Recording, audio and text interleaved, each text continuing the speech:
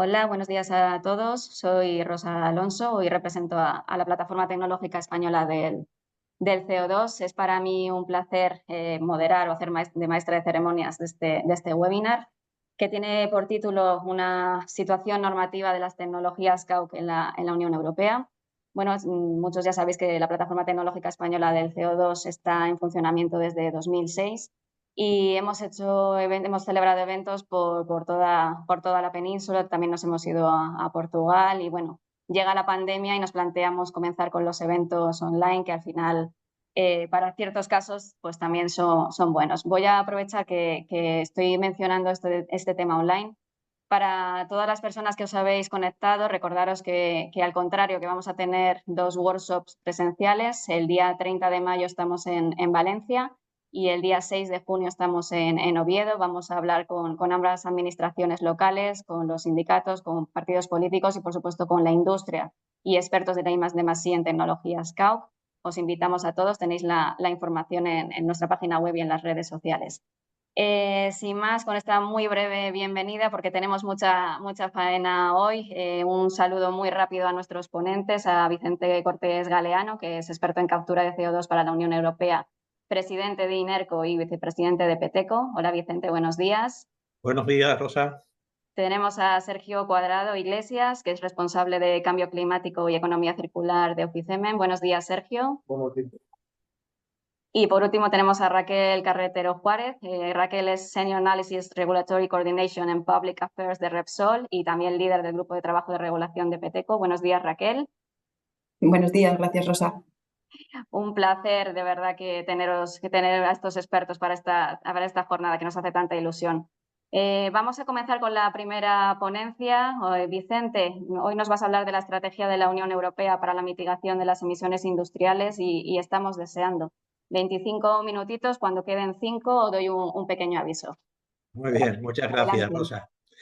Muy bien, bueno, para mí es un honor y un placer participar en esta sesión porque el tema es absolutamente candente y realmente ha habido un giro copernicano de la Comisión Europea en los últimos tiempos, de manera que la captura está en primer plano, absolutamente. Pasamos al contenido de la presentación, en donde hay, digamos, 5 puntos. Pasamos al índice, por favor.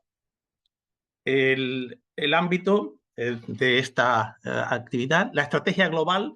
Hemos hecho un esfuerzo importante entre los ponentes para, digamos, tener contenidos complementarios, de forma que yo me centro en las emisiones industriales de difícil abatimiento. Hay una referencia muy sutil, muy breve al marco legislativo y algo que es esencial, que son los elementos esenciales de la ley de Net Zero Industry Act. En resumidas cuentas, pasando directamente, vamos a tratar de concretar, en primer lugar, la siguiente, por favor. ¿Qué es esto de las emisiones de difícil abatimiento? Se habla mucho, pero yo he querido poner aquí el concepto, ¿no? Son emisiones que tienen una dificultad intrínseca para su eliminación. No es factible a día de hoy con las tecnologías, en muchos casos, su reducción o eliminación, y en consecuencia es preciso abordar soluciones que en última instancia, en la mayoría de los casos, pasan por la captura. Distingo dos categorías. A la izquierda tenemos las emisiones de proceso y a la derecha tengo las combustiones industriales. En total tenemos unos 40 millones de toneladas. 40 millones de toneladas que son aproximadamente el 40% a su vez de las emisiones ETS en España. Es decir, por cifrar la magnitud de la cuestión. Las emisiones de proceso son intrínsecamente asociadas al proceso de fabricación. Es decir, o cambio el proceso de fabricación o tengo emisiones de proceso. Las combustiones industriales, brevemente, vienen asociadas a unas combustiones que son difícilmente o electrificables o sustituibles por otros combustibles porque la calidad de los productos viene, digamos, generada por las características de la combustión. Si la característica de la combustión cambia, cambia el proceso y cambia a su vez el hardware de combustión. De manera que, básicamente, me voy a centrar en las emisiones de CO2 de difícil abatimiento y voy a entrar en el siguiente punto, que es el de la estrategia global de la Unión Europea. Siguiente, por favor. Vamos a ver. Esta estrategia lleva, y luego lo va a explicitar Sergio Cuadrado con un poco más de detalle, a un objetivo recomendado, que no acordado, de menos 90% de emisiones en 2040 y emisiones cero neta en 2050. Sin este escenario, perdón, en este escenario sin captura, esto es absolutamente inviable. Hemos hecho un trabajo, tengo que reconocer que ímprobo, para procesar la información que está en los documentos de evaluación de impacto de la estrategia de gestión del carbono industrial y hemos obtenido algunas conclusiones interesantes. La siguiente, por favor. La primera es que las emisiones brutas de gases de efecto invernadero en 2050 a la industria serán prácticamente nulas. Es decir, una cifra de 16, eso es prácticamente nulo. De manera que la industria en 2050 no tendrá emisiones, de acuerdo, repito, con los senda marcada por la Comisión Europea. Las emisiones totales serían 411, en donde obsérvese que la agricultura tiene una contribución muy significativa. Y para conseguir emisiones netas cero, siguiente por favor, tendríamos unas absorciones de gases de efecto invernadero en donde de nuevo el LULUCF, temas asociados a uso del suelo, pues tendrían una importancia esencial complementada con captura y almacenamiento de CO2 procedente de fuentes biogénicas o de captura del aire. El resultado es cero. Pero a mí lo que me interesa aquí hoy es la industria, esos 16. Y en consecuencia, la senda que marca la Comisión, siguiente por favor, distingue entre emisiones de proceso, línea gris, y emisiones de combustión, línea verde. Obsérvese que la bajada está del 30 al 40. Del 40 al 50 ya se supone que todo el trabajo debe estar hecho. Con lo cual tendríamos en 2040 unas emisiones de proceso de 14 y unas emisiones de procesos de combustión ligeramente superiores. Y eso se traduce, siguiente por favor, en que, bueno, la captura es indispensable para alcanzar esas cifras. De forma que las cantidades de emisiones de proceso previstas en 30 y en 40 aparecen ahí con una distinción entre si es industria química, productos minerales, por ejemplo, cemento y cal, o metalurgia férrea y no férrea. Con lo cual, tengo unas emisiones industriales de proceso que van a decrecer abruptamente entre el 30 y el 40. Y ahora viene el papel de la captura, con detalle. Por favor, la siguiente. Vamos a ver. Estos son los tonelajes que la Comisión prevé que se capturen en 2040 y 2050. Obsérvese la línea verde discontinua, es la misma cifra. Las emisiones de proceso se van a capturar del orden de 140 aproximadamente millones de toneladas en 40 y en 50.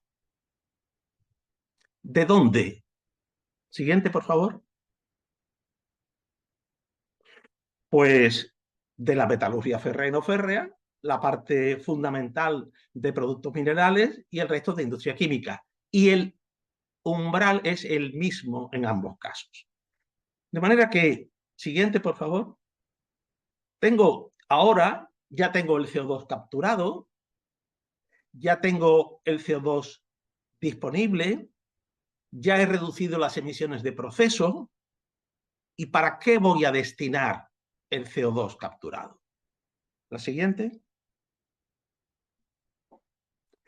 En verde, almacenamiento geológico. En naranja, RFNBOs, los combustibles renovables de origen no biológico, con carbono, obviamente, metanol fundamentalmente, e-fuels y algunos otros. 70-30. Es decir, que la reducción de emisiones de proceso a cifras prácticamente nulas en el 40 y el 50 descansa en la captura de CO2 que va a ser destinado en un 70% a almacenamiento geológico y en un 30% a uso para producir combustibles renovables de origen no biológico.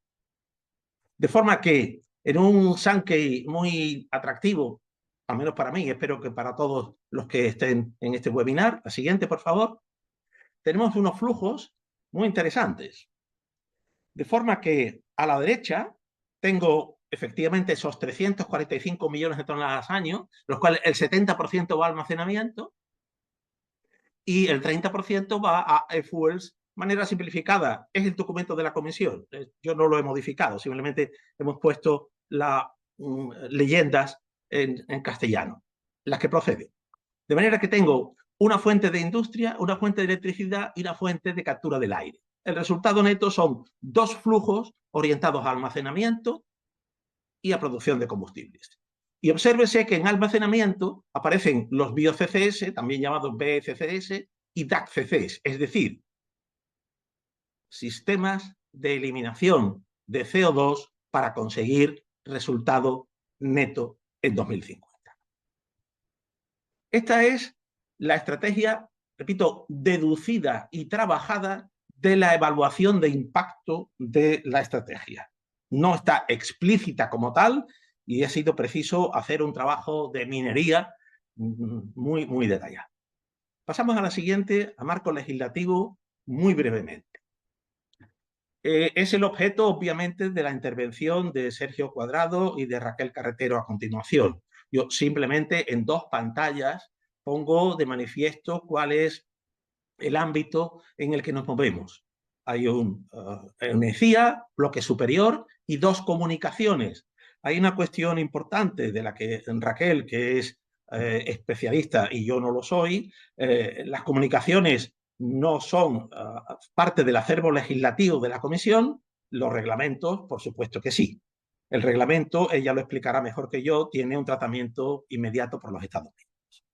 Pero estos tres elementos fundamentales se complementan, la siguiente por favor, con una constelación de un enorme número de disposiciones que hay que conciliar en la interpretación, uso y puesta en práctica. Con lo cual el trabajo de los especialistas en regulación tengo que reconocer que no se lo envidio.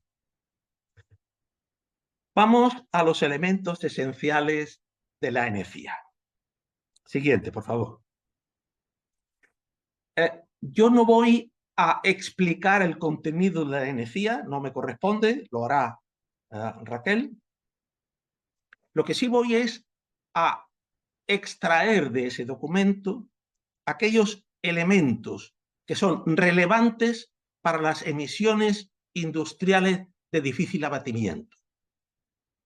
De forma que el ámbito de aplicación son las famosas 19 tecnologías, que son, aparece ahí, productos finales, componentes específicos, etcétera, etcétera. Pero algo extraordinariamente relevante que Raquel va a enfatizar es que los Estados miembros tienen la potestad de aceptar o no las 19 tecnologías y algunas de ellas no considerarlas que forman parte de su matriz energética y de su estrategia de avanzar hacia la neutralidad de emisiones en el 2050. Este es el primer ámbito de aplicación, las 19 tecnologías. El segundo, muy importante para el objeto de esta presentación, la siguiente, por favor, es proyectos de descarbonización de industrias intensivas en energía, que tienen que reducir sus emisiones de CO2. Eso sí, si son parte de la cadena de suministro de esas tecnologías. Por ejemplo, si voy a fabricar baterías para almacenamiento eléctrico, un proyecto que suministre materia prima o componentes para esas baterías es un proyecto, y es intensivo en energía, que puede ser objeto del ámbito de aplicación de la energía. Siguiente, por favor. ¿Qué tecnologías de las 19 nos importan a efectos de las emisiones industriales de difícil abatimiento? La primera línea fundamental, captura y almacenamiento, es una NFT. Transporte y uso es una NFT. Es un hito significativo, puesto al mismo nivel que el hidrógeno por electrólisis, por ejemplo. Hay una categoría intermedia difusa que luego voy a explicar, que es tecnologías industriales transformadoras para la descarbonización. Luego tengo una pantalla específica para poner un poquito el foco en ello. Y complementarias, porque necesitan CO2 y por consiguiente necesitan captura, los RFNBOs, los he mencionado anteriormente, y algunas categorías de SAF en desarrollo, de combustibles sostenibles de aviación. Siguiente, por favor. Vamos a ver. La ley fija los proyectos estratégicos, cero neto, los NZSP, proyectos estratégicos, que son o proyectos de fabricación o directamente proyectos de captura, almacenamiento y transporte de CO2. Es decir, un proyecto de captura, transporte y almacenamiento de CO2 es un proyecto estratégico cero neto y disfruta de las prioridades y privilegios que establece la ley. Eso sí, si el Estado miembro lo ha reconocido como tal. Como un proyecto cero neto es un proyecto de fabricación, voy a explicar qué es un proyecto de fabricación. Segundo bloque. Es una instalación para fabricar tecnología cero neto o un proyecto de descarbonización de una industria intensiva en energía. Es decir, hay dos ámbitos del NZTMP. Siento las siglas, pero no las he puesto yo. Y ahora, como me aparece en la parte inferior del bloque central, un proyecto de descarbonización de una industria intensiva en energía, que recuerdo estaba en el ámbito de la ley, abundo un poquito más en qué es esto de un proyecto de descarbonización de industria intensiva en energía. Es la conversión de una industria intensiva en energía en sectores objetivos, acero, cemento, aluminio, para reducir sus emisiones de CO2. Y siempre que sea parte de la cadena de fabricación de una tecnología. Con lo cual, me encuentro en una situación en donde el proyecto estratégico me lleva al de fabricación, el de fabricación me lleva al de descarbonización y el de descarbonización en sí mismo puede ser un proyecto cero neto. Pasamos a la siguiente, por favor. Eso es lo que pretendo mostrar en unas interrelaciones. Llamo la atención sobre lo que aparece a la izquierda, inferidas de la NZIA. De manera que un proyecto estratégico es, como acabo de decir, fabricación, pero también captura. Siguiente, por favor. Pero un proyecto de descarbonización entra dentro de fabricación.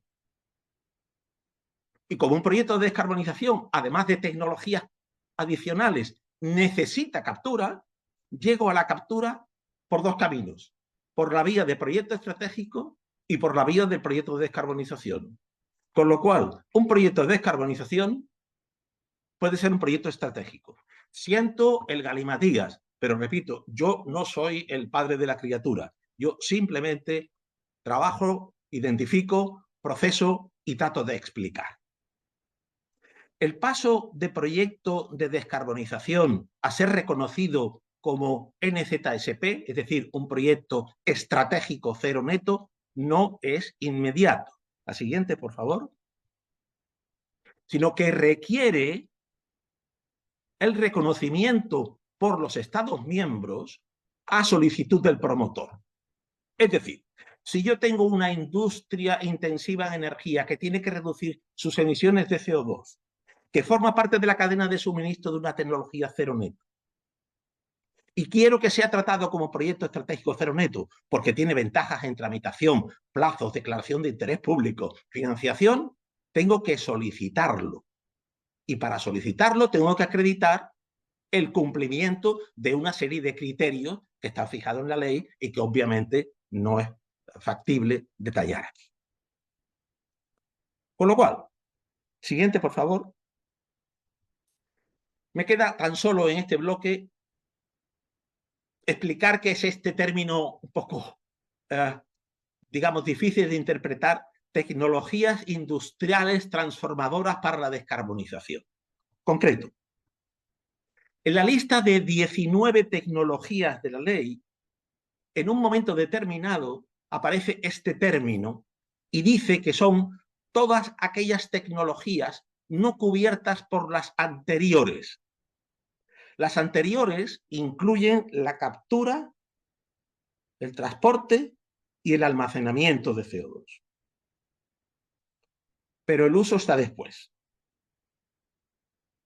¿Qué es una tecnología industrial transformadora para la descarbonización? Pues es un aumento de capacidad o un rediseño de una instalación para fabricar otras otras tecnologías industriales que se van a usar o que se pueden usar para reducir las emisiones de industrias intensivas en energía. Es decir, se abre la puerta a que se puedan considerar como tecnología cero neto otras tecnologías que a día de hoy no están contempladas, pero que se demuestren necesarias e incluso imprescindibles para avanzar en la descarbonización de los sectores objetivos. Porque en última instancia, uniendo el principio con el final, nos encontramos con emisiones de proceso que es preciso eliminar. Y esas emisiones de proceso, si no se eliminan, el objetivo cero neto no se alcanza. Pasamos ya al cierre. Estas conclusiones no son mías, son de los documentos de la Comisión en la exposición de motivos de diferentes disposiciones, comunicaciones y leyes. Y repito, no lo digo yo, lo dice la Comisión. La captura inevitable para la descarbonización, ya lo he puesto de manifiesto. ¿De dónde será capturado? De emisiones de proceso. Ninguna novedad. Y como hay que fabricar RFNBOs, habrá que usar el CO2 capturado. La segunda y última. Siguiente, por favor. La captura de emisiones de difícil abatimiento será la norma en 2040. Repito, no lo digo yo. Incluyendo además todas las fuentes industriales relevantes. Y en todos los escenarios que se modelizan en la evaluación de impacto, se modelizan muchos, en todos los escenarios, incluso el llamado S3, que ha servido como base para la concreción de la disposición, aparece el papel crucial de la captura. Y algo muy importante a tratar a posteriori, porque tiene entidad suficiente. El despliegue de captura va a requerir importantes necesidades adicionales de energía. Los procesos al uso hoy consumen muchos gigajulios por tonelada. Si hay muchas toneladas, necesitaré muchos gigajulios. Y en consecuencia, esto vendrá a añadir una necesidad adicional a la que se deriva del impulso del hidrógeno y de los RFNBOs. Y con esto he terminado la presentación y espero que haya quedado razonablemente claro esta especie de galimatías terminológico que me he esforzado en estructurar convenientemente. Muchas gracias. Muchísimas gracias, Vicente. Efectivamente, un galimatías, pero como siempre, excelentemente explicado por ti. Y como ya ves, no he tenido ni que decirte que quedaban 5 minutos. Perfección en tiempo y forma, como siempre. Así que muchísimas gracias. Muchas gracias. Gracias, Vicente. Voy a aprovechar estos segunditos antes de pasar a Sergio Cuadrado para decir que, bueno, tengo que excusar al presidente, disculpad, sabéis que había una bienvenida por parte del presidente de la PETECO, pero le ha coincidido con una reunión urgente y no ha podido acompañarnos hoy. Y también aprovecho para deciros que está abierta la parte de herramientas, la parte de la herramienta de preguntas y respuestas, disculpad, porque al final del webinar tenemos unos pequeños, unos minutitos para un pequeño coloquio, ¿vale? Entonces ya podéis enviar vuestras preguntas, que seguro que después de Vicente y ahora a continuación van a surgir muchas. Pues nada, a continuación tenemos a Sergio Cuadrado Iglesias, como ya decía, es responsable de cambio climático y economía circular de Oficemen. Sergio, nos vas a hablar de las tecnologías CAUC en la Estrategia Europea de Gestión Industrial del Carbono. Así es. Sí. Ahora se me oye, ¿verdad? De acuerdo. También un segundito. Bueno, pues después de la presentación de Vicente, vamos a centrar mucho más el foco en las tecnologías que nos interesan, de todas esas tecnologías limpias que plantea la ley de cero emisiones de industria de cero emisiones netas. Y en concreto vamos a hablar de la estrategia que tiene pensada la Unión Europea para su impulso, su desarrollo de aquí al futuro y cuál es su relevancia. En el índice, bueno, simplemente pasar por ahí a modo de hoja de ruta, si valga la redundancia, de qué temas vamos a tratar, pero lo primero que quería dedicar es a explicar un poco una breve introducción histórica. ¿Pasas a la siguiente? De por qué es necesaria una estrategia de gestión industrial. Y en esto voy a hablar muy brevemente de cuál es el marco normativo de la Unión Europea. Y me van a permitir que hable del famoso Acuerdo de París, firmado en 2015, donde la Unión Europea se presentó que tenía un objetivo, antes de firmar este acuerdo, de una reducción de emisiones en 2050 del 80%, y digamos, no llegar al 100%, en parte era muy motivada por esto, por lo que ha estado hablando antes Vicente, esta serie de sectores industriales con emisiones muy difíciles de descarbonizar, ya bien sea por su intensividad en el uso energético o porque son procesos de producción que la mera producción provoca emisiones de gases de efecto invernadero en dicho proceso.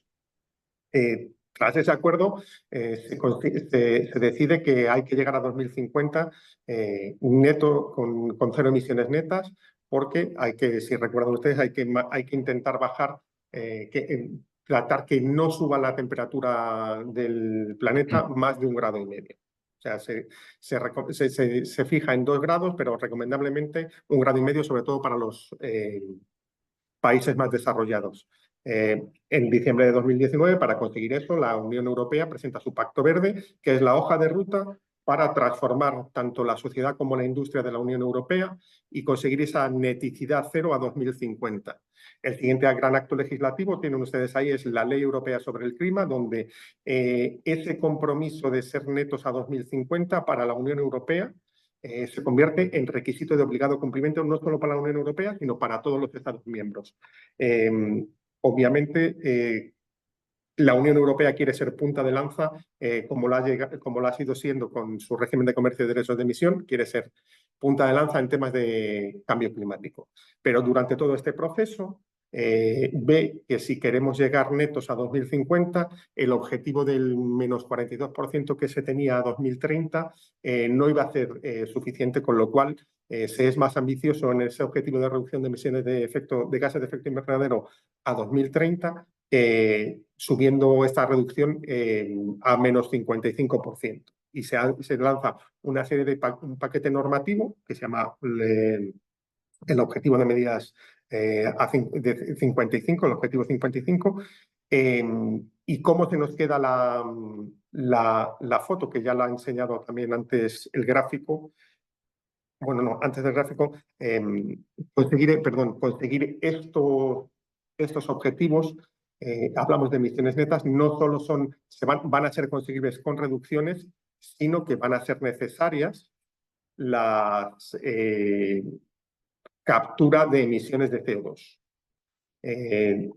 Como fruto de ello, que la Comisión Europea es consciente de ello, empieza a sacar estos actos que no son legislativos, que son comunicaciones, en los cuales se empieza a poner de manifiesto que para conseguir estos objetivos es necesario contar con estas absorciones de CO2. En diciembre de 2021 sale una primera comunicación, que como hemos dicho no es un acto legislativo como tal, sino es una declaración de intenciones y de hacia dónde se quiere dirigir la Comisión Europea. Es la de ciclos de carbono sostenibles. Está muy enfocada en aumentar los sumideros naturales de la Unión Europea para tratar de compensar esas emisiones de sectores que son emisiones difíciles de reducir, y aunque está muy centrada en sumideros naturales, ya se deja ver que es necesario también contar con soluciones tecnológicas industriales para reducir estas emisiones de CO2. De hecho, se habla de ya se empieza a hablar de utilizar el CO2 capturado como materia prima fuente para ciertos procesos productivos, en función, sobre todo en la industria química, en la producción de plásticos. Se habla también de que hay que capturar desde 2021-2022 a 2030 una media de 5 millones de toneladas de CO2 anualmente para conseguir estos objetivos. Bueno, pues es un primer hito. Y el hito más importante, de manera paralela a la ley de industria de cero emisiones netas, se produjo en febrero de este año, donde se publicaron dos comunicaciones muy importantes, que una es la que es motivo de la ponencia de hoy, es la estrategia de gestión industrial del carbono, y ese mismo día se propuso un nuevo objetivo intermedio de reducción de gases de efecto invernadero para la Unión Europea para el año 2040, es decir, un escalón intermedio entre 2030, que era un 55%, y 2050, que se quiere conseguir la neticidad de emisiones, para seguir construyendo la agenda y, a ser posible, como vamos a ver, reducirlo antes, conseguir esa neticidad antes de 2050. En la siguiente diapositiva, que ya les suena este gráfico porque ya lo enseñó Vicente, aquí están los grandes hitos de reducción de gases de efecto invernadero, todos ellos acordados, excepto el de 2040, que es una propuesta, es un objetivo recomendado. Se estuvo hablando entre el menos 90, menos 95%, pero vamos a darlo por bueno, que es el menos 90%. Bien, pues para conseguir estos objetivos, como ya la Comisión Europea ya ha dejado totalmente claro que son indispensables todas las tecnologías de captura de carbono. Y no solo es eso, sino en el informe de evaluación de qué propuesta de objetivo a 2040 se fijaba, en el que ha basado la parte de su presentación Vicente anteriormente, se habla de las necesidades de captura para cada uno de estos años, para cada uno de estos objetivos. El que conocemos todos, el que está más, es en 2030, se habla de una capacidad de inyección de almacenamiento de 50 millones de toneladas año en 2030. Esto es inyección, no es captura, sino es almacenamiento en el subsuelo. Si hablamos en este informe se habla de que, hablando con las partes interesadas, es decir, con industrias, Estados miembros, etcétera, se decía que si se cuenta con los fondos necesarios, la capacidad de captura de CO2 para 2030 podría alcanzar los 80 millones de toneladas, de los cuales 50 se almacenarían. Vale, para conseguir esa reducción de menos 90% a 2030, la Comisión Europea cifra que van a ser necesarios capturar 280 millones de toneladas año de CO2, y para conseguir la neticidad, ya se ha hablado de esta cifra, se cifra en unos 450 millones de toneladas año para conseguir ser netos en emisiones de CO2. En la siguiente diapositiva, voy de paso rápido. En el gráfico de la izquierda tienen ustedes de dónde van a venir, cuál es el origen del CO2 que se va a capturar. En la franja naranja son las emisiones de proceso, azul captura directa al aire, y luego esa pequeña franja gris que se mantiene un poco constante, incluso asciende algo, son las emisiones de combustible de los sectores con emisiones difíciles de evitar. Aquí hablamos de transportes, por ejemplo, transporte marítimo, transporte aéreo, etcétera. Y en el gráfico de la derecha tienen ustedes qué tecnologías se van a utilizar, captura o uso. Pues como ven, la captura va a ser almacenamiento o uso. ¿Qué se va a hacer con ese CO2? Las primeras tecnologías de esta estrategia de gestión industrial del carbono se van a basar en el almacenamiento puro y duro, básicamente. En 2030 es todo, prácticamente casi todo es almacenamiento. 2040 aumenta el almacenamiento, pero ya los usos, es decir, ese CO2 capturado se va a aplicar a distintos usos, y en 2050 se va a mantener, va a ser, déjenme decir, casi un 50-50 entre almacenamiento y uso. Cuando hablamos de la gestión industrial, ¿a qué nos referimos? Rosa, pasa a la siguiente. Pues ya las conocen ustedes. Este es un gráfico que viene en la propia estrategia de gestión industrial. Se trata bien, en las fuentes es captar emisiones de CO2, ya sea de de procesos industriales, de procesos de combustión intensivos en energía y de emisiones de CO2 de origen biogénico o directamente del aire, se captan. Obviamente, con el aire, con el CO2, el carbono que se captura, hay que trasladarlo hacia donde se vayan a aplicar esos usos, ya sea la industria química, de plástico, para generar combustibles sostenibles de origen no biogénico e incluso en productos de construcción, o bien para almacenar. Es decir, como ven ustedes, y esta estrategia hace mucho hincapié en ello, si bien las tecnologías de captura y utilización están un poco cada vez están más maduras, pero no del todo, pero para poder que sean efectivas es necesario plantear toda una infraestructura de transporte que lleve ese carbono desde donde se capta hasta donde se puede utilizar o almacenar. En la siguiente transparencia, lo que quiero, aprovechamos lo que habla en esta estrategia de cómo está a día de hoy en Europa la gestión industrial del carbono. El análisis se hace a través de los planes nacionales de energía y clima que tienen que enviar todos los Estados miembros a la Comisión Europea, en los cuales se dice cómo se van a, digamos, por un lado están las hojas de ruta y después son estos planes de acción de cómo se van a conseguir esa neutralidad, o reducir esas emisiones.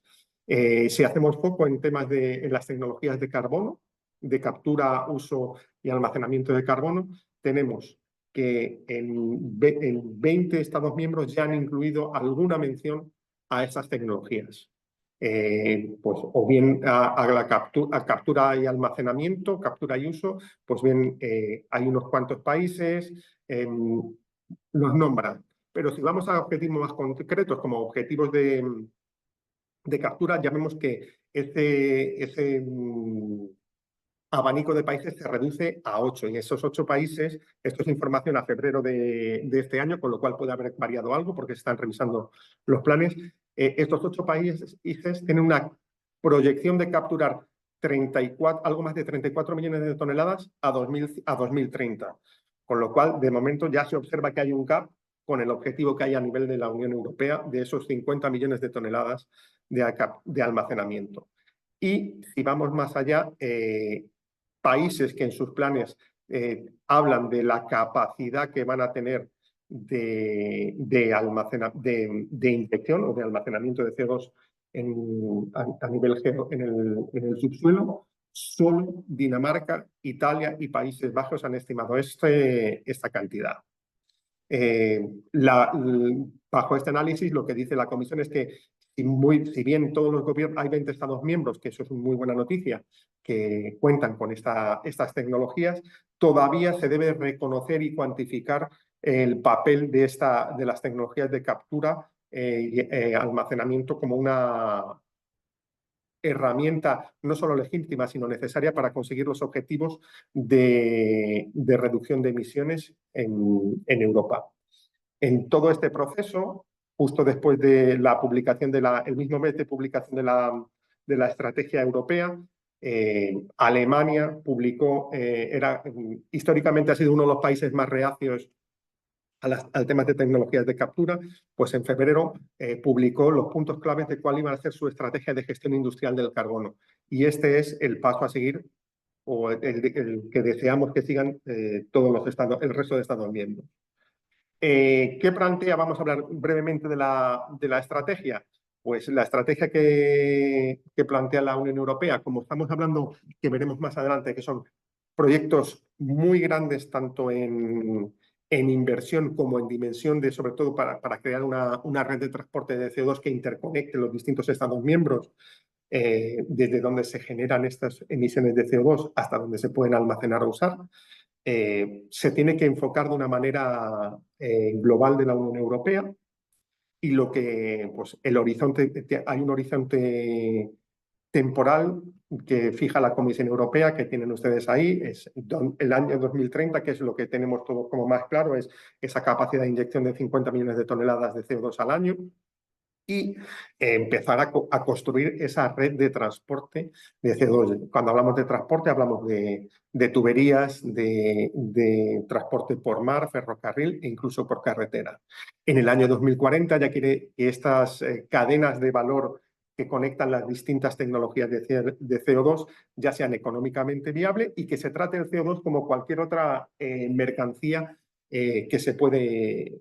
Que es objeto de intercambio económico en la Unión, para, más allá de 2040, que la gestión industrial ya sea una parte integrante más del sistema económico de la Unión Europea.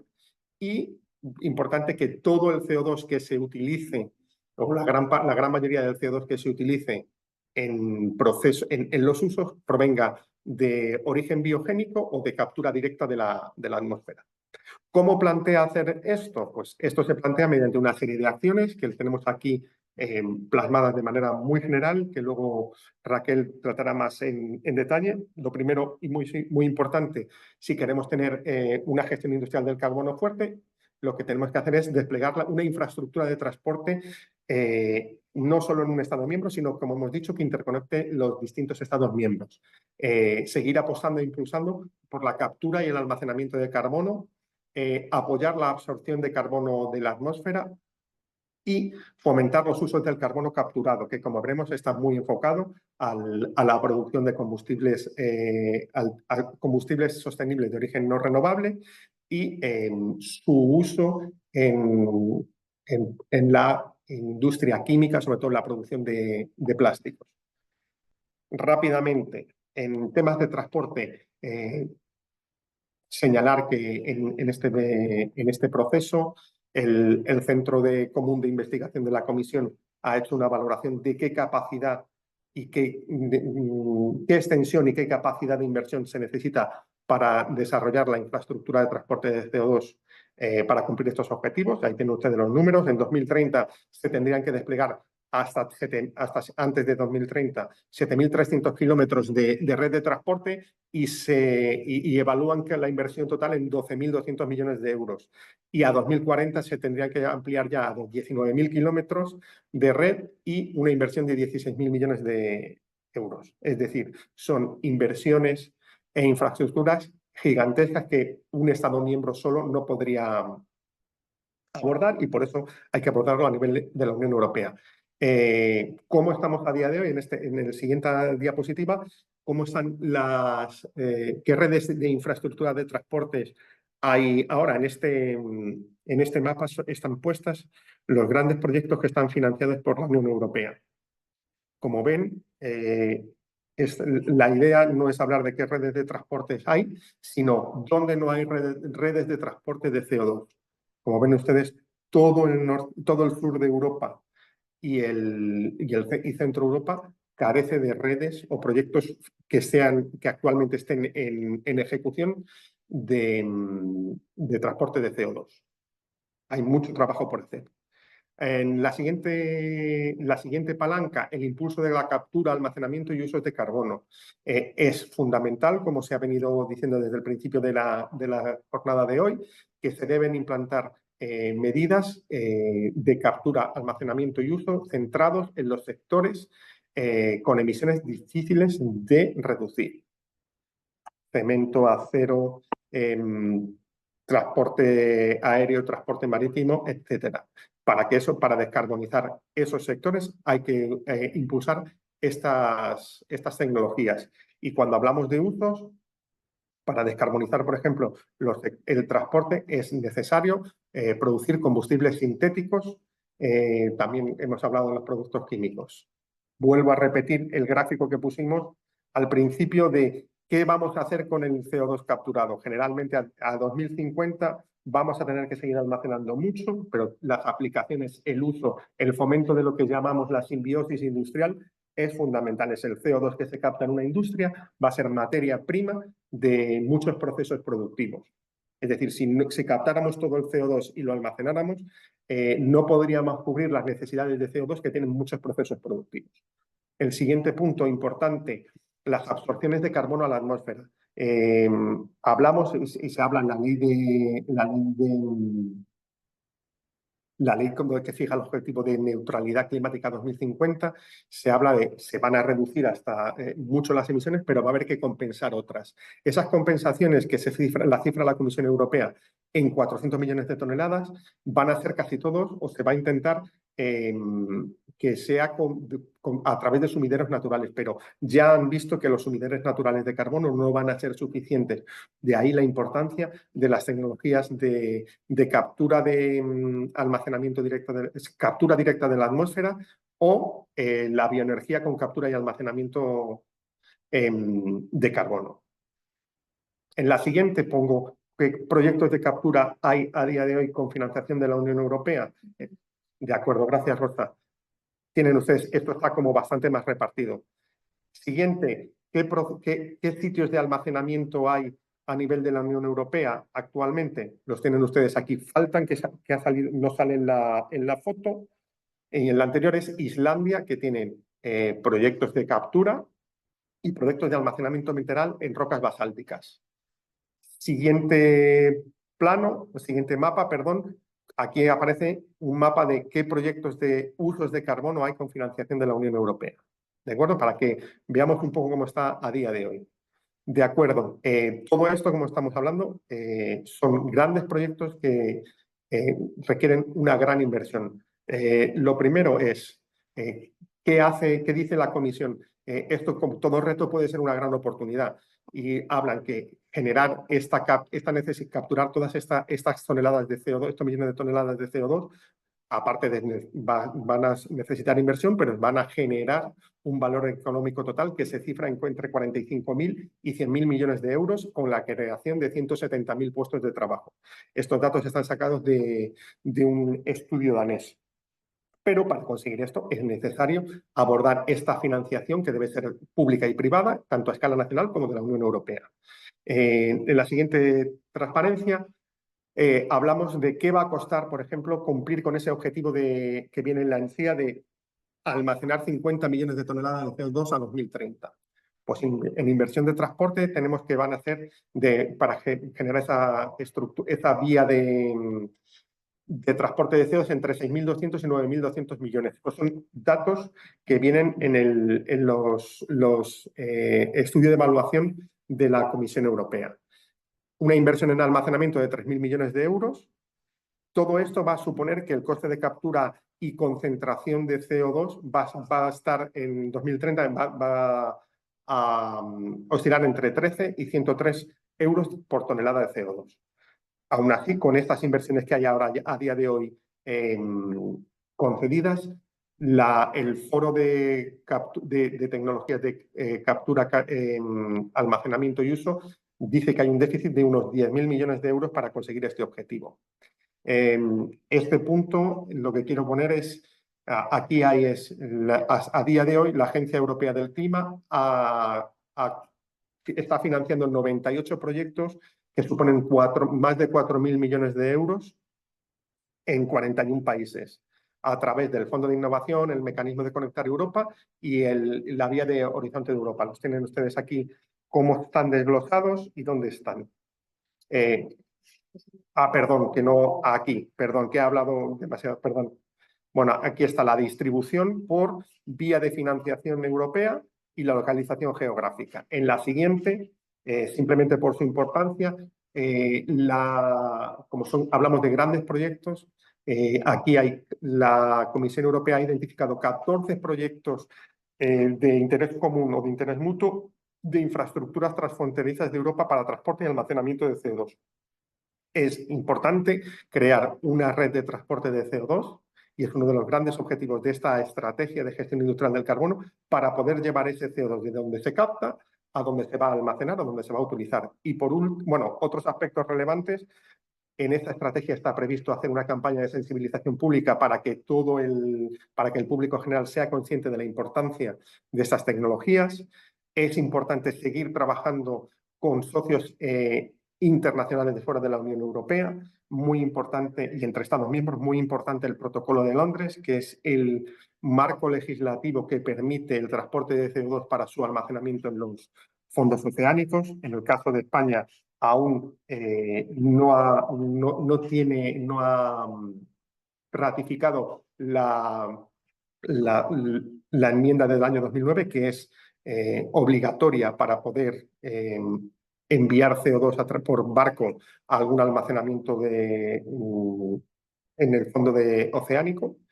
Y por último, conclusiones muy rápidas que vienen de la propia estrategia y que va a desarrollar ahora Raquel. Es imprescindible que para crear esta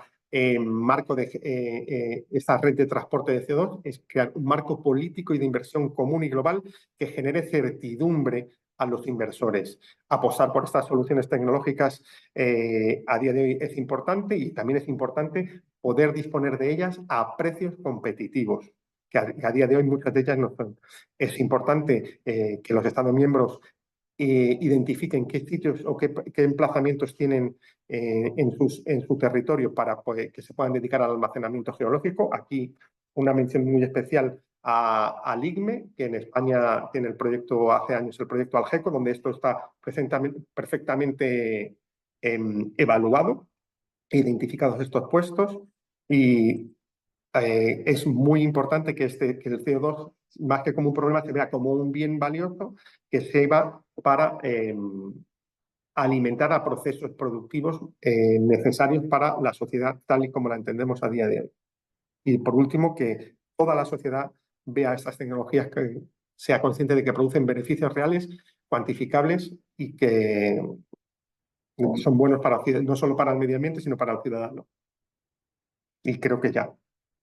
Perdón por la rapidez al final. Muchísimas gracias, Sergio. Bueno, sí, con Vicente ha tratado de desglosar y de guiarnos sobre este galimatías. Sergio ha llegado y nos ha matado con cifras, con plazos, con comunicaciones. Yo necesito al menos una hora con cada uno de vosotros para terminar de entenderlo bien. Vamos a continuar con Raquel. A Raquel ya la he representado, pero lo vuelvo a decir. Raquel Carretero Juárez es la Senior Analyst Regulatory Coordination and Public Affairs de Repsol y es nuestra líder de regulación en Peteco. Raquel, hoy nos vas a hablar como decía Sergio, nos vas a hablar de los próximos actos legislativos de la UE relativos a tecnologías CAUC. Sí, eso es. Y de hecho, las presentaciones de Vicente y de Sergio sientan precisamente las mimbres para poder hablar de la regulación. Raquel, Vicente hablaba de un giro copernicano en la regulación. Un segundito. Vale. Cuando me digas, Rosa.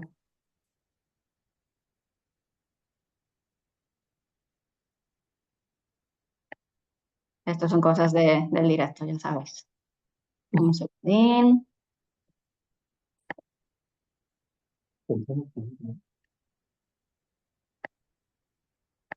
A ver, estoy compartiendo ya pantalla, lo pongo en modo presentación. Sí. Creo que ahora sí. Raquel, ¿me lo confirmas? Estupendo, ya lo tenemos. Sí. Muchísimas gracias. Adelante. Pues nada, justo estaba diciendo que Vicente hablaba de un giro copernicano en cuanto al protagonismo que están tomando las tecnologías CAUC en la agenda regulatoria de la Unión Europea, y lo podemos confirmar específicamente con lo que se espera para el corto, el medio y el largo plazo, que es precisamente el objeto de esta última parte de la presentación antes del coloquio. Vamos a ver específicamente dónde estamos en la regulación, que ya podemos adelantar también por esos mapas que hemos visto de Sergio y por esas necesidades que se identifican por parte de la Comisión, en que estamos un poquito atrasados en lo que sería la promoción y el despliegue de este tipo de tecnologías y de proyectos, y vamos a ver qué nos espera en el largo plazo, específicamente pensando en el próximo ciclo político en la Unión Europea, más allá de las elecciones y una vez que se haya decidido el nuevo colegio de comisarios. Si pasamos a la siguiente slide, lo que vamos a ver es exactamente en qué punto estamos. La directiva de CCS, la directiva 2009/31, tiene ya 15 años y es actualmente la que regula el transporte y el almacenamiento de CO2 en la Unión Europea. Esta directiva lo que establece es el régimen de permisos y también define la relación entre la captura y el almacenamiento del CO2 con el régimen de comercio de derechos de emisiones, que muchos lo conocemos como ETS y que se ha revisado también en varias ocasiones desde que se creó este mecanismo. Así establecemos cuáles serían los términos de financiación también para este CO2. ¿Cuál es la lógica que subyace a esta directiva y a este mecanismo? Pues que aquel CO2 que se ha capturado y se ha almacenado se considera que no se ha emitido, y esto puede ayudar específicamente a los productores a, de alguna manera, compensar potencialmente esos costes de implementación y desarrollo de la tecnología. ¿Qué ocurre con esta directiva? Pues que como todos los actos legislativos que se llaman directiva necesitan transponerse a los Estados miembros, pero en esa transposición lo que se produjo es una aplicación asimétrica dentro de los Estados miembros de cuáles eran los preceptos que se regulaban en la directiva. Y específicamente, si recordamos esos mapas que nos enseñaba Sergio con el desarrollo en el norte de la Unión Europea, de más proyectos, incluso de transporte, lo que vamos a ver es que se ha producido un desarrollo de este tipo de tecnologías a distintas velocidades. De tal manera que tenemos países como en el caso de Dinamarca o Países Bajos que han desarrollado, han potenciado más este tipo de tecnologías, y vemos otros, como es el caso de Austria, que directamente no lo permiten, no permiten ese almacenamiento. Ocurría también con Alemania hasta hace muy poquito, hasta que en febrero publicaron su estrategia donde sí se han animado a promocionar estas tecnologías, también viendo los vientos que vienen de Bruselas y que establecen, como decía Vicente al principio, que las tecnologías CAUC inevitablemente van a formar parte de las estrategias necesarias para cumplir con los objetivos de descarbonización, tanto el indicativo de la reducción del 90% para 2040 como para alcanzar la neutralidad tecnológica en 2050. Entonces, este es el panorama, digamos, simplificadísimo que tenemos ahora mismo para no meternos en un galimatías, como decía Vicente, regulatorio más complicado. Y la Comisión también está trabajando ya en el desarrollo de legislación secundaria a partir del régimen de comercio de derechos de emisión. Específicamente, por ejemplo, de aquí a 2026 tendrá que establecer cómo se van a contabilizar y cómo se van a cubrir esas emisiones negativas con los derechos de emisión, porque actualmente no se están contabilizando. Entonces, esto es un trabajo en marcha, como vamos a ver a partir de ahora. Y si pasamos a la siguiente slide, lo que vamos a ver es específicamente qué es lo que ha hecho que en Bruselas se esté hablando mucho más de las tecnologías CAUC si lo comparamos con aproximadamente hace 15 meses. Vamos a hablar en el corto plazo de qué es lo que viene, de la regulación que viene con la Ley de Industria Net Zero, el reglamento, y después con la estrategia de gestión de carbono industrial. Me voy a saltar la parte de la estrategia para alcanzar la reducción de emisiones para 2040, porque ya lo ha comentado Sergio, y sobre todo porque serían unas líneas maestras más generales que no solo hablan de las tecnologías CAUC. Entonces vamos a enfocarnos en esta última parte en estas dos propuestas. Si pasamos a la siguiente slide, lo que vamos a ver con la Ley de Industria Net Zero es que en 15 meses hemos tenido una propuesta que vino de la Comisión Europea de marzo de 2023 para dar respuesta a la Ley de Reducción de la Inflación de Estados Unidos.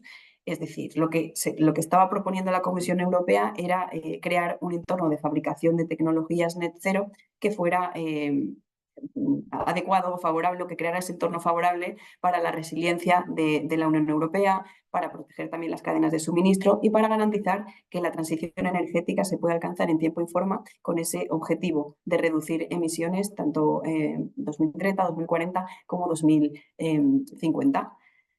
Por primera vez, esta Ley de Industria Net Zero habla de las tecnologías CAUC como una solución necesaria precisamente para alcanzar esa reducción de emisiones. Y si recordamos la presentación inicial de Vicente, cuando hablaba de esas 19 tecnologías, pues CCS y CCU, es decir, las tecnologías CAUC, captura, almacenamiento, transporte y uso, se han incluido dentro de ese listado. Es decir, los Estados miembros, cuando identifiquen, cuando se les presenten proyectos que utilicen alguna de estas tecnologías, podrán decidir si esos proyectos se benefician de permisos más ágiles, de incentivos, por ejemplo, para la financiación, de permisos más cortos, para promocionar precisamente el desarrollo de estas tecnologías. Es importante la Ley de Industria Net Zero porque por primera vez establece un objetivo vinculante de almacenamiento, que serían 50 millones de toneladas anuales para estar operativas a partir del año 2030. Esta obligación, además de mover la aguja, lo que hace es establecer obligaciones también en cascada de manera subsidiaria para ciertos sujetos obligados, que lo vamos a ver ahora, y para los Estados miembros. En el caso de los sujetos obligados, vamos a hablar de los productores autorizados de petróleo y gas. estos productores van a tener que contribuir de manera prorrateada con una cuota a esos 50 millones de toneladas. Y esa cuota se va a fijar en función de la producción de petróleo y de gas que hayan registrado en la Unión Europea entre el año 2020 y 2023. Esa cuota todavía no está calculada. La Comisión todavía necesita trabajar en regulación secundaria para establecer exactamente cómo se va a hacer ese reparto, una vez que haya recibido información por parte de estos productores. Además, estos productores van a tener que presentar un plan donde detallen cómo van a pretender cumplir con esa obligación y publicar los ciertos informes anuales donde se registre.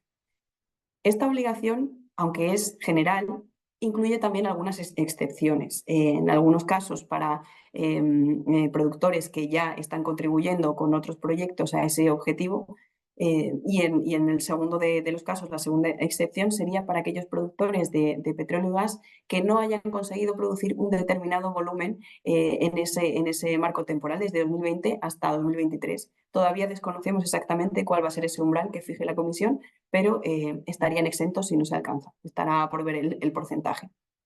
Esta obligación lo que también conlleva son ciertos requisitos de información y transparencia.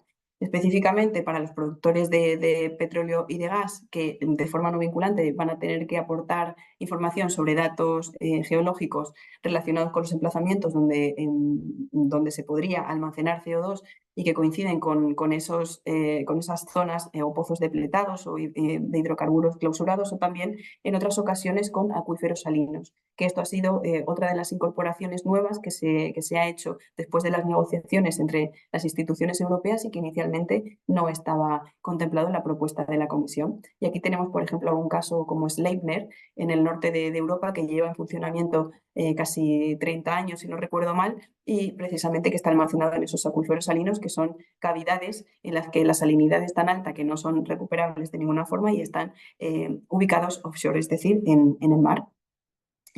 Los Estados miembros también van a estar obligados a informar sobre cuáles son las zonas dentro de su territorio que serían susceptibles de poder convertirse en emplazamientos de CO2, en sitios de almacenamiento, y tienen que publicar también informes anuales sobre los avances que estén realizando en este campo, así como, en la tercera parte, qué esfuerzos razonables están haciendo para desarrollar infraestructura.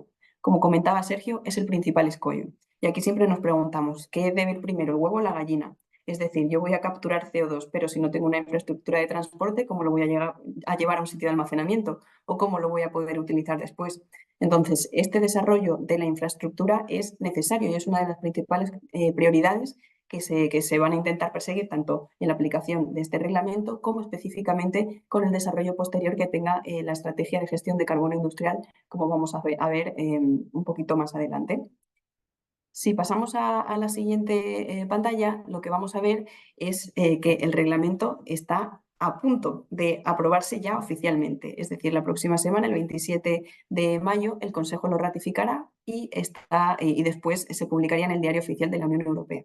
Es de aplicación directa porque, como decimos, es un reglamento. En teoría, no necesitaría interpretación por parte de los Estados miembros a la hora de aplicarlo. Pero, como decíamos, la Ley de Industrias Cero se ha tramitado en un plazo de 15 meses. Esto ha hecho que las instituciones europeas y especialmente los Estados miembros hayan tenido que ceder y que hacer cierto tipo de concesiones y que quedar demasiadas, propuestas todavía sin cerrar para poder aprobarlo a tiempo. Y aquí volvemos a ese caso que comentaba de soslayo Vicente al principio, sobre cuál es la capacidad y la flexibilidad que tienen los Estados miembros para elegir qué proyectos van a ser estratégicos o no. Entonces, volvemos a pensar. Tenemos un listado de 19 tecnologías que la Unión Europea ha considerado que son necesarias para conseguir los objetivos de descarbonización, para acelerar la transición energética y para aumentar esa capacidad de fabricación y resiliencia de la Unión Europea. Muy bien, pero lo que también tenemos es una cláusula específica en el artículo 4, donde se habla de que los Estados van a tener carta blanca para decidir si, aunque se haya acordado un listado de tecnologías, los proyectos que se basen en esas tecnologías van a poder ser elegidos como estratégicos o no y beneficiarse de todas estas ventajas que habíamos comentado, pues desde permisos más rápidos hasta un mejor acceso a la financiación, interés público. Los Estados miembros en virtud de ese párrafo 2, van a poder elegir si esos proyectos son elegibles o no, en función de si cuadran o no con su mix energético. Esto, en la realidad, lo que genera a la hora de que un promotor presente un proyecto es ciertas dudas e inseguridad jurídica, porque aunque te avala esta Net Zero Industry Act, realmente quedas pendiente de la potestad de ese Estado miembro y de la capacidad de elección que tiene. Por eso llama la atención que sea un reglamento, pero que aporte tanta flexibilidad para la aplicación. En el artículo 13, que se dedica específicamente al desarrollo del almacenamiento de CO2, y esto es cierto que estaba así desde el primer momento en que la Comisión presentó su propuesta legislativa. Es decir, además de todo el listado de tecnologías, siempre ha habido un capítulo específico dedicado a las tecnologías, al CCS en este caso concreto. De nuevo, en ese artículo se habla de que los Estados miembros van a tener que reconocer como estratégicos esos proyectos de almacenamiento, pero se curan en salud hablando de el Estado miembro va a poder denegar esa condición de estratégica al proyecto. El resultado de esta flexibilidad y quizás de esta incoherencia viene específicamente pues, de las batallas que hemos visto en las instituciones europeas con países como, por ejemplo, Francia y Alemania, con otras tecnologías como la nuclear. También, como hemos visto en algunos Estados miembros, CCS y las tecnologías en general CAUC no están siendo lo suficientemente promocionadas. Entonces, esta fue la solución que se encontró para cerrar en tiempo y forma la Ley de Industria Net Zero. ¿Qué conclusiones arroja esta flexibilidad? Pues que realmente no podemos tener un marco simétrico, digamos, y coherente entre todos los Estados miembros, y a la hora de implementar la Net Zero Industry Act vamos a ver cómo cada Estado miembro prioriza unas tecnologías sobre otras, pese a que oficialmente hayan tenido el mismo estatus al ser reconocidas dentro de ese artículo 4. Por eso tenemos ahora un frente pendiente para ver cómo se va a aplicar. Y ya no solo, si pasamos a la siguiente slide, vamos a ver que ya no es solo esa interpretación que ahora tengan que hacer los Estados miembros, ¿no? En función de si cuadra o no con su mix energético, si coincide con sus estructuras de suministro y demás, sino que tenemos pendiente el desarrollo de mucha regulación secundaria, específicamente relacionada con cómo se va a contribuir a ese objetivo de 50 millones de toneladas de almacenamiento anual para 2030. Entre la próxima regulación secundaria que vemos y en la que la Comisión empezará a trabajar pronto, serán cuáles van a ser esos acuerdos que se establecerán entre los productores autorizados de oil and gas que tengan que contribuir a esa cuota y los proveedores de almacenamiento. Será una relación contractual. También cuáles son las normas de información de los productores. Hemos visto que uno de los pilares de esa obligación, además de la contribución, es la transparencia y la puesta a disposición del público de la información. Entonces habrá que ver específicamente para esos informes anuales que se tengan que enviar y en otros casos de qué podemos hablar, específicamente pensando en qué es información sensible de cara a la competencia y demás que no se pueda aportar. También hablamos de la necesidad de desarrollar esa lista de productos finales y también de modificar al final la lista de tecnologías que se podrían añadir a un anexo y que son la base para construir los proyectos, digamos, net cero.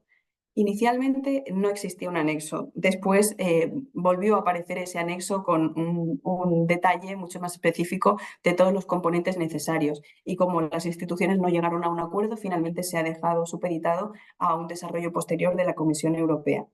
Además, hay otros actos delegados que se esperan relacionados con los informes y con los sandboxes regulatorios, que es una figura regulatoria interesante porque lo que permite es probar nuevas tecnologías en un entorno de pruebas y sacar conclusiones. Si vamos a la siguiente slide, lo que vamos a ver es que pasamos de un reglamento, como hemos dicho, de aplicación directa, aunque sujeto a cierto margen de interpretación por parte de los Estados miembros, a una estrategia. La estrategia no es vinculante, es indicativa, es decir, serían las aspiraciones y los deseos de la Comisión para que en el próximo ciclo político el nuevo Colegio de Comisarios desarrolle regulación relacionada con la promoción de las tecnologías CAUC. Es decir, todos estos objetivos que hemos estado viendo con Vicente, con Sergio y que vamos a ver ahora son indicativos, son aspiracionales, vamos a decirlo así. En cambio, lo que hemos visto con la Ley de Industria Net Zero es el establecimiento de una obligación concreta, esos 50 millones de toneladas de almacenamiento a partir de 2030, esa capacidad anual. Si continuamos con la Industrial Carbon Management Strategy, que se presentó en febrero, por aquí paso muy rápido porque Sergio lo ha comentado. ¿Cuáles son esas fases de desarrollo? Pues desde el despliegue con esos 50 hasta el CO2, hasta convertir el CO2 en un producto comercializable para el año 2040 y que incluso se integre en la propia economía europea. Y finalmente hasta 2050, donde hablemos ya de más madurez, especialmente también para el uso. Por eso recuperaba ahí brevemente ese gráfico que también han utilizado Vicente y Sergio, que ilustra muy bien de dónde se prevé esa captura y su origen. Si pasamos a la siguiente slide, lo que vamos a ver es justo lo que comentaba Sergio, cuáles son las prioridades de la Comisión Europea con esa estrategia, ¿no? Y vamos a hablar, o lo hemos agrupado en 4 pilares principales. Una es el desarrollo regulatorio, porque como hemos visto tenemos la directiva 2009/31 y los desarrollos también relacionados con CCS para hablar del CO2. Vamos a necesitar también herramientas para la planificación, la coordinación y la aceptación social, que ahora veremos que es un pilar fundamental también en esta comunicación. Nuevas directrices que evidentemente es necesario desarrollar porque todavía tenemos un mercado del CO2 por construir y de financiación. Al final, este tipo de proyectos, para el caso de los promotores, sí que conllevan grandes riesgos, especialmente para la inversión inicialmente.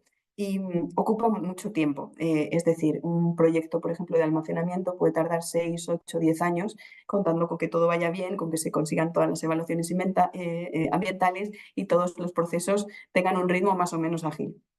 Y por último, sería importante también la adecuación al contexto internacional, que también lo comentaba con una pinceladita Sergio. Si avanzamos a la siguiente diapositiva, nos vamos a centrar en el primer pilar, en la parte del desarrollo regulatorio. Aquí es evidente que necesitamos este paquete normativo y esta sería la aspiración de la Comisión. Por eso veremos, en principio, en el siguiente ciclo político, que la regulación sobre CCS va a marcar la agenda europea. De nuevo, teniendo en cuenta esa necesidad de utilizar este tipo de tecnologías, ya no solo, por ejemplo, la eficiencia energética, sino también las tecnologías CAUC para alcanzar los objetivos ambientales. Aquí la Comisión propone evaluar si es solo necesario establecer objetivos vinculantes de eliminación de carbono para 2020 y 2050. Recordamos que hablamos de una comunicación, de una estrategia, por lo que son indicativos. Entonces, la primera reflexión que haga la Comisión será: necesitamos obligarnos impepinablemente a tener estos objetivos y a establecer una hoja de ruta para alcanzarlos. De ahí partirá toda la reflexión posterior sobre el desarrollo de las normas de composición, por ejemplo, de flujo de CO2, en donde se necesitará la ayuda, por ejemplo, de las agencias de estandarización. Si se establecen también objetivos claros para la industria química, por ejemplo, para sustituir el carbono fósil por carbono sostenible. Y aquí específicamente la Comisión Europea siempre tiene en mente, en primer lugar, las hard to abate. También se habla del establecimiento del marco coherente, como decíamos al principio, ¿no? Cuando hablamos en esa primera slide de cómo están las cosas, ¿no? De cuál es el estatus de contabilizar CCS y CCU como parte de la revisión de ETS para el año 2026, que eso sería un poquito más en el medio plazo. Y en relación a ese mapa que nos comentaba Sergio sobre cómo se incluyen los planes nacionales de energía y clima, ya hemos visto que con los borradores que se han enviado, la Comisión ha hecho recomendaciones específicas a los Estados miembros. Pues, por ejemplo, en el caso de España ha enviado una serie de recomendaciones específicas para que identifique muy bien cuáles son esos sitios potenciales de almacenamiento o los volúmenes. Por tanto, ya proactivamente se está pidiendo desde las instituciones europeas que avancemos en esa promoción de las tecnologías CAUC. Además, hablamos de medidas de apoyo a toda la cadena de valor. Y aquí vuelvo un poquito a la Ley de Industria Net Zero, porque inicialmente la propuesta de la Comisión de marzo de 2023 no tenía en mente incluir toda esa cadena de valor, hasta que finalmente en el texto final, que está a punto de publicarse en el Diario Oficial de la Unión Europea, previa ratificación del Consejo, sí se habla, como decíamos, de la captura, del transporte, del almacenamiento y del uso. Al final, por ejemplo, el uso se va a poder desarrollar específicamente o va a ser una palanca si se desarrolla específicamente la captura, el transporte y previamente también el almacenamiento. En estos planes de energía y clima se podría plantear, por ejemplo, la incorporación de una hoja de ruta específica, pues como ha hecho Alemania, para potenciar este tipo de tecnologías. Eso sería específicamente por la parte regulatoria. Insisto en la parte de la infraestructura de transporte, porque aquí lo que la Comisión pretende regular es pues, cómo va a ser el mercado y la estructura de costes, cómo va a ser el acceso a terceros en esas redes. Ya tenemos experiencia previa, por ejemplo, con el paquete de gas, con las redes de gas o con la directiva en reforma del mercado eléctrico. Cómo van a ser la integración y la planificación transfronterizos, porque se necesitan esas interconexiones, como hemos visto en ese mapa que comentaba Sergio. También para la parte de armonización técnica, que eso es algo básico, cuáles van a ser los incentivos a la inversión, porque hay varios modelos, desde el Reino Unido, que tiene un apoyo más público, hasta si se deja más a la iniciativa privada, cómo se van a regular también las tarifas de ese CO2, cuáles van a ser los modelos de propiedad y soluciones. Aquí hay mucho trabajo por hacer en la parte regulatoria. Raquel, 5 minutos, por favor. Sí, y terminamos. Y si pasamos a la última parte, a la segunda parte sobre las herramientas, vamos a ver que necesitamos aterrizar todas estas ideas en un mecanismo de planificación, incluso una plataforma voluntaria para agregar la oferta y la demanda, como ya hemos visto, por ejemplo, con el Banco Europeo del Hidrógeno también y con el gas, que ya se ha puesto en funcionamiento y que también es voluntario. Cuál va a ser el atlas de inversiones con posibles emplazamientos de almacenamiento para tener una idea de cómo quedaría ese mapa dentro de la Unión Europea. También se fomenta mucho el intercambio de conocimientos, pues, por ejemplo, con la creación de ese observatorio de CCUS, de tecnologías CAUC, sobre todo para que ese sur de Europa, como veíamos, que necesita mucha más promoción de este tipo de tecnologías, pueda tomar mejores prácticas de otros países en los que ya se lleva apostando por estas tecnologías más tiempo. Y en la parte que decíamos final sobre la concienciación pública, ¿no?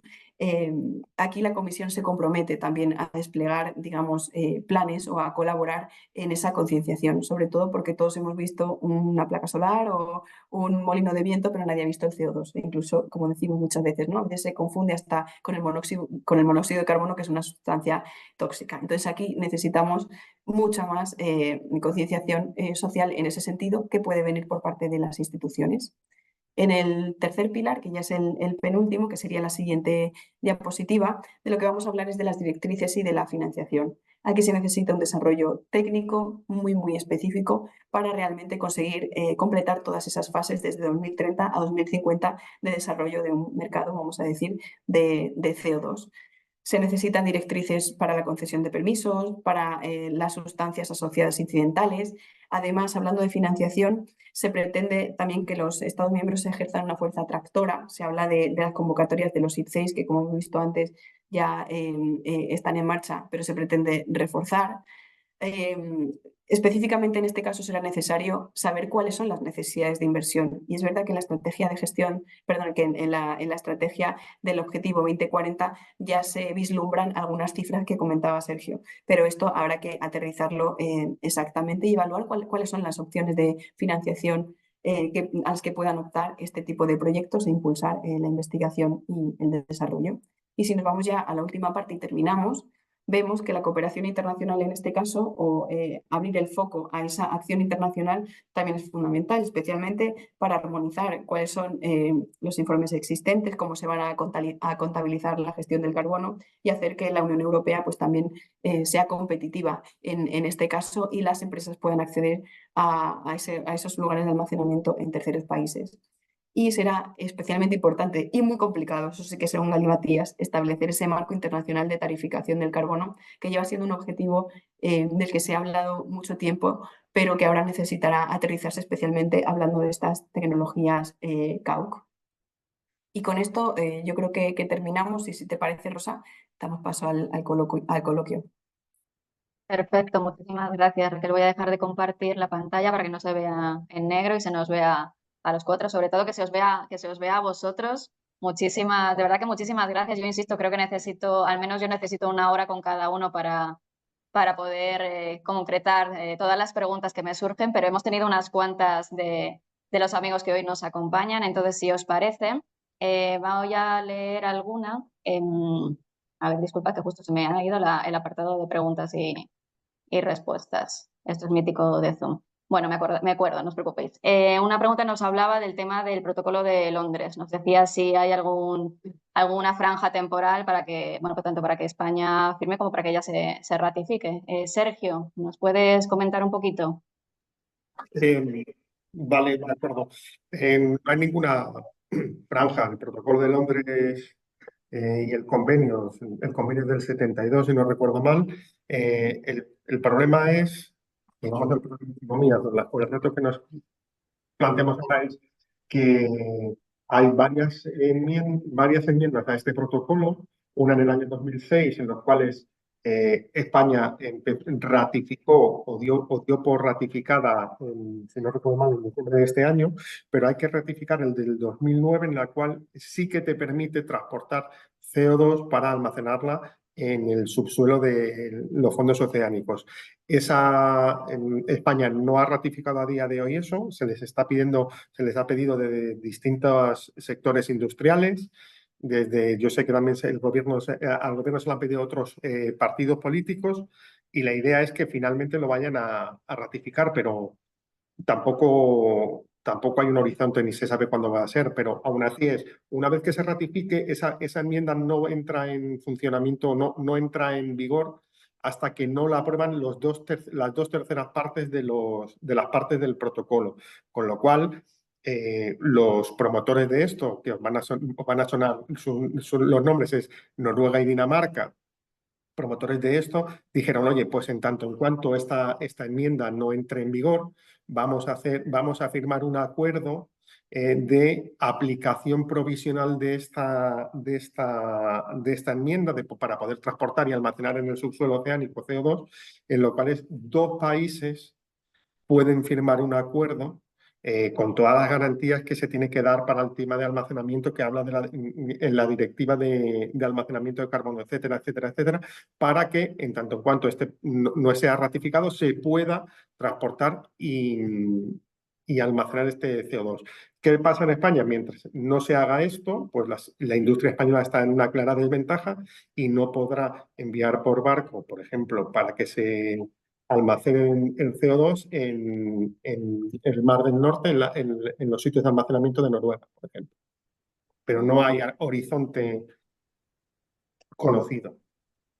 Pues muchísimas gracias, Sergio. Hay un par de preguntas que hemos recibido que se han contestado, que los ponentes ya habéis contestado. Como veis, este webinar se está grabando, lo vamos a publicar en el canal de YouTube de la Plataforma Tecnológica Española del CO2. Entonces, Vicente, hay una pregunta que, aunque es de la ponencia de Sergio, o Sergio lo mencionó. Dice bueno, que la simbiosis industrial en la que el CO2 fósil de las industrias de difícil abatimiento alimentarían tecnologías de utilización para producir químicos, si no habría que modificar la forma de contabilizar las emisiones que hay actualmente. ¿Vicente? Vicente, creo que estás con... Abierto. No, digo que efectivamente, y de hecho lo ha escrito en una de sus pantallas Raquel, dice: un marco coherente para contabilizar la CCS y CCU, posiblemente como parte de la revisión ETS en 2026. Es que efectivamente, es decir, yo capturo CO2 fósil, tengo más, pero tres alternativas. Una, almacenamiento geológico. Bueno, está claro. Dos, usos de retención permanente de CO2. Está por definir, que Raquel me complemente. Está en proceso de definición qué es eso. Exacto. Y tercera opción inmediata, que es previsible hasta el 2040 para el caso de la industria, transformar ese CO2 con la ayuda de hidrógeno en RFNBOs. ¿Qué ocurre? Que al final, si ese es un RFNO dedicado, lógicamente, a combustión, ese CO2 terminará en la atmósfera.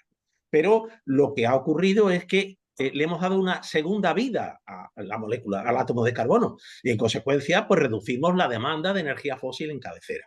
No es la solución ideal, pero es una solución transitoria, porque es un ejercicio de realismo. No hay tanto CO2 biogénico como va a hacer falta para alcanzar los objetivos de fabricación y consumo de RFNBOs.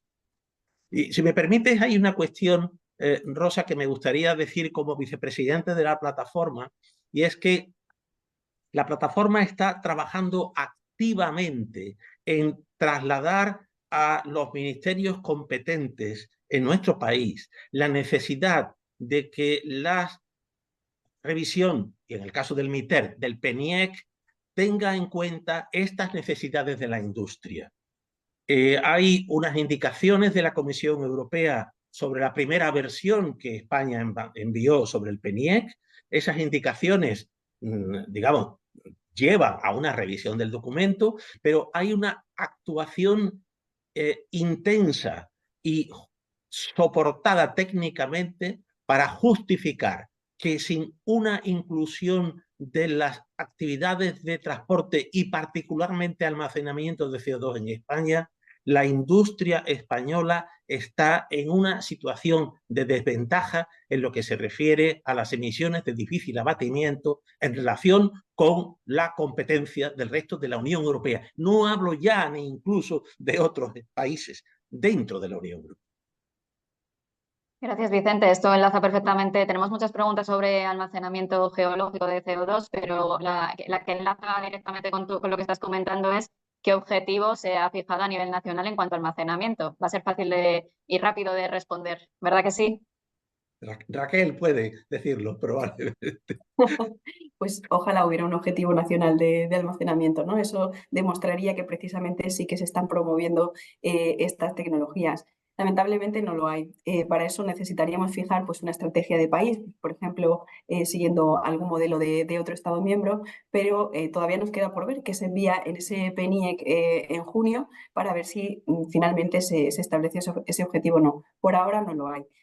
Lo que sí que veremos con la ley de industria en cero, como habíamos visto, es qué cuota de almacenamiento tienen que contribuir los productores autorizados de oil and gas y en concreto también pues, los que estén ubicados en cada estado. Entonces ahí veremos qué parte de la tarta para cumplir con ese objetivo de cara al año 2030 nos toca y también teniendo en cuenta las excepciones.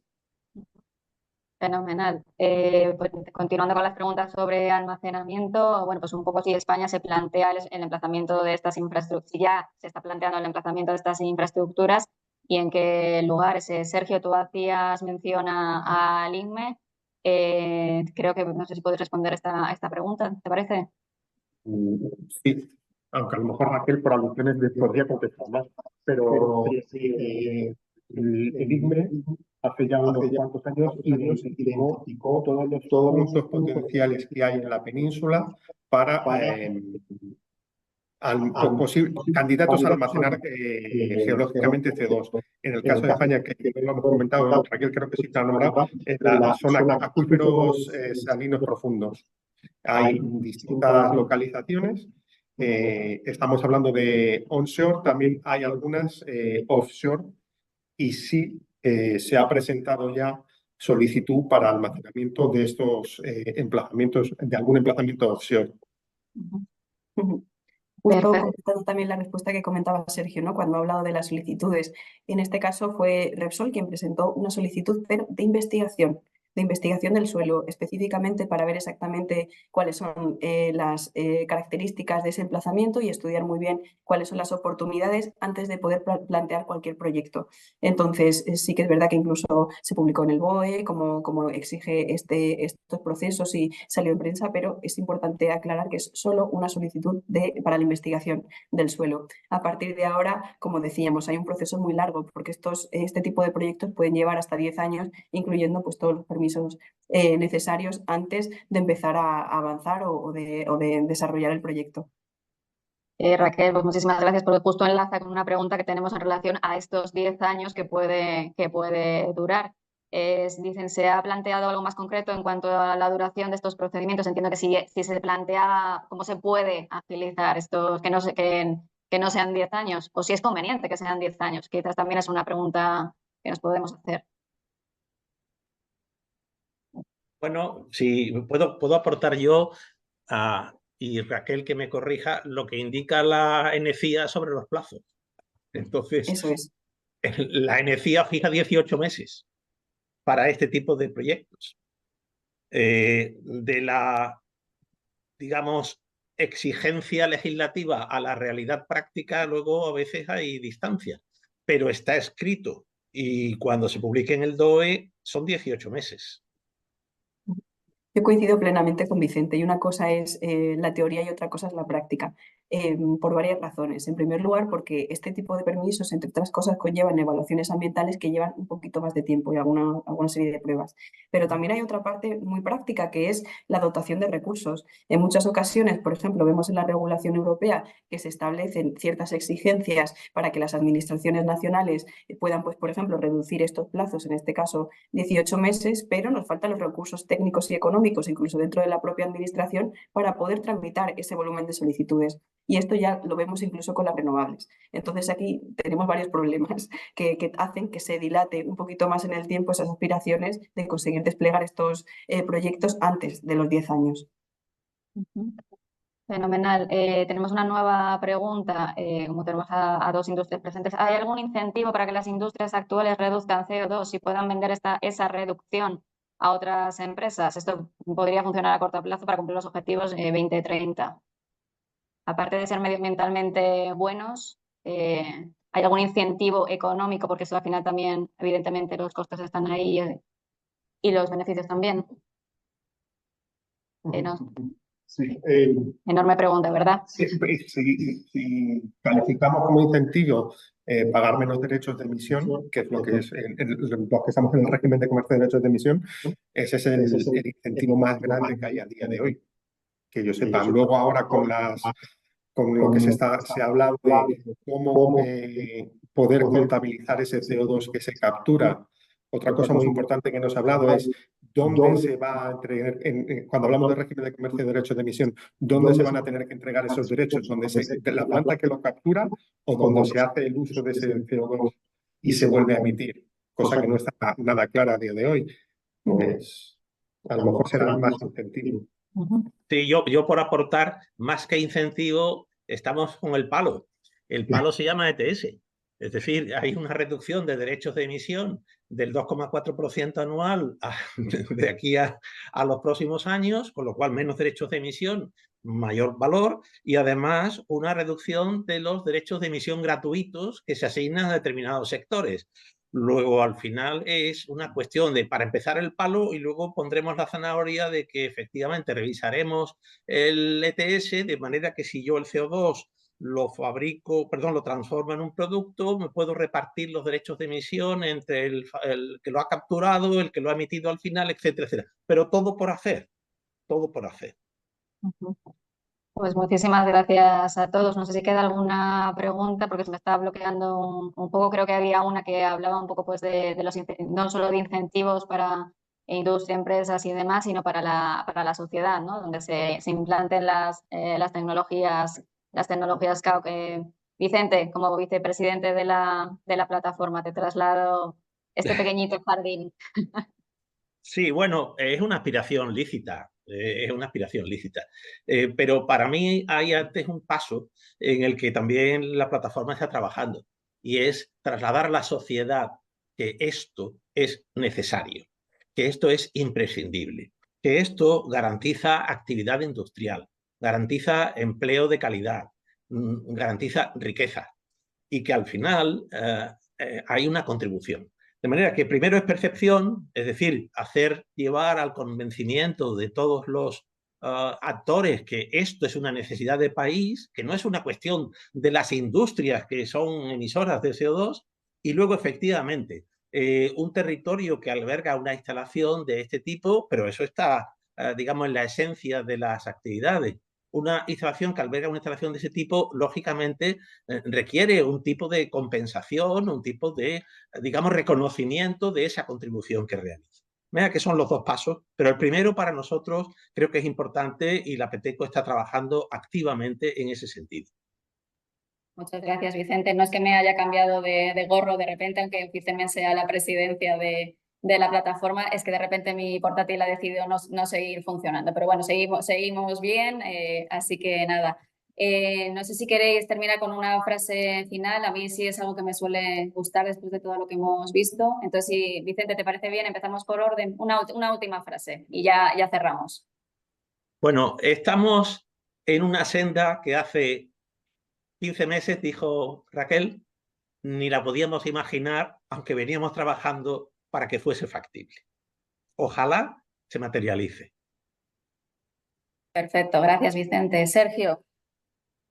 Bueno, yo voy a tomar presa y voy a parafrasear a Vicente y decir que las tecnologías de captura, almacenamiento, transporte y uso de CO2 son inevitables para alcanzar la neutralidad climática en 2050. Y creo que eso ya es un acuerdo común en toda la Unión Europea. Fenomenal. Raquel. Yo mirando un poco a Peteco, también lo que haría sería pensar en que justo en este punto estamos de acuerdo toda la cadena de valor. Aquí, por ejemplo, están representados los cementeros, hablamos también del transporte, también de las empresas, por ejemplo, de oil and gas, y la Comisión ha identificado también esa necesidad y, como ha dicho Sergio, es inevitable. Entonces, lo que nos queda ahora es avanzar precisamente en ese camino regulatorio para que sea una palanca más que una barrera para desarrollar las tecnologías CAUC. Así que, como decía Vicente, confiamos en ello. Muchísimas gracias a los tres. Nada, gracias a todos los amigos que nos habéis acompañado hoy. Voy a terminar diciendo que os invitamos a Valencia y a Oviedo. Vamos a seguir analizando y debatiendo estos temas. Así que si tenéis un huequito allí os esperamos. Seguiremos con las actividades desde la plataforma. Muchísimas gracias a todos y nada, buen día. Muy bien, muchas gracias. Muchas gracias. Hasta luego.